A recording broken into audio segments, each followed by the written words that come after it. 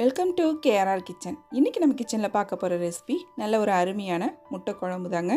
இந்த குழம்பு பார்த்திங்கன்னா சாப்பாட்டுக்கும் வச்சு சாப்பிட்லாம். அதே சமயம் இட்லி, தோசை, சப்பாத்தின்னு எல்லாத்துக்குமே ரொம்ப பொருத்தமாக இருக்கும். இந்த குழம்பு இப்போ எப்படி செய்கிறதுன்னு வீடியோக்குள்ளே போய் பார்ப்போம் வாங்க.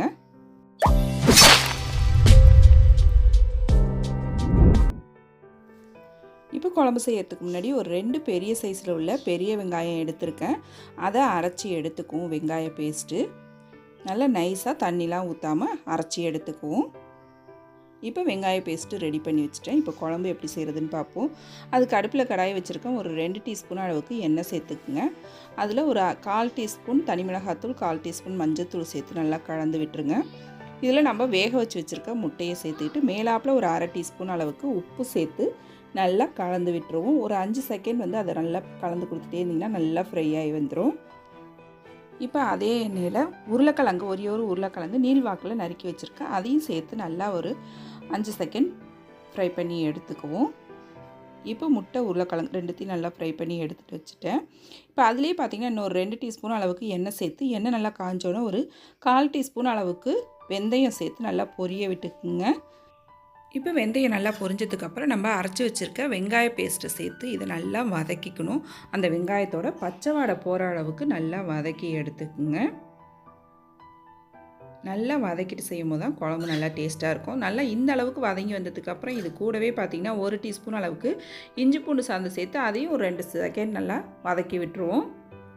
இப்போ இதில் மசாலான்னு பார்த்திங்கன்னா குழம்புத்தூள் சேர்த்துக்கிறேன். ஒரு 2 டீஸ்பூன் அளவுக்கு குழம்புத்தூள், ஒரு 1/2 டீஸ்பூன் தனி மிளகாத்தூள், 1/2 டீஸ்பூன் சோம்புத்தூள், 1/2 டீஸ்பூன் கரம் மசாலா சேர்த்து நல்லா இந்த மசாலாவும் ஒரு 2 செகண்ட் நல்லா வதக்கி விட்டுக்குவோம். இது கூடவே 2 தக்காளி பழம் கட் பண்ணி வச்சுருக்கேன். அதையும் சேர்த்து நல்லா வதக்கி விட்டுக்குங்க.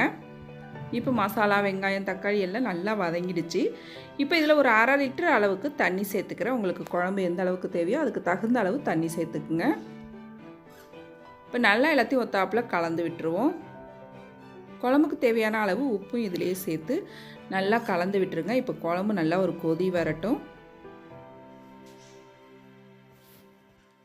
இப்போ நல்லா குழம்பு கொதி வந்ததுக்கப்புறம் நம்ம வதக்கி வச்சுருக்க அந்த முட்டை, உருளைக்கிழங்கு ரெண்டுத்தையும் இதில் சேர்த்துக்குவோம்.